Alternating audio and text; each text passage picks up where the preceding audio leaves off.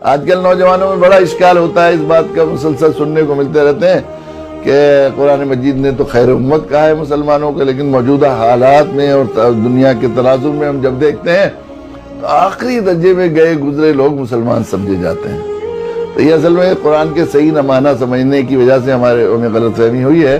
ہم سمجھتے ہیں ہر عبداللہ عبد الرحمن خیر امت ہے، قرآن کی یہ مراد نہیں۔ قرآن مجید کی مراد یہ ہے کہ افسری کرو گے تو افسر کہلاؤ گے، نبیوں کی افسری کرو گے تو افسر کہلاؤ گے، نبیوں کی راہ جھاڑو لگاؤ گے تو کیوں افسر کہلاؤ گے؟ نبیوں کی راہ چلو گے تو خیر امت کہلاؤ گے۔ نبیوں کی راہ کون سی ہے؟ نبیوں کی نیابت کرو گے خیر امت کہلاؤ گے۔ نبیوں کی راہ کون سی ہے؟ سخیوں کی راہ۔ نبی کیا کرتے ہیں؟ میرے پاس جو مایا ہے ساری انسانیت میں بڑھ جائے، میرا اللہ سے جس طرح کا تعلق ہے ساری انسانیت کا تعلق ہو جائے، ساری انسانیت کی نیا پار ہو جائے، ان کا بیڑا پار ہو جائے، اس کے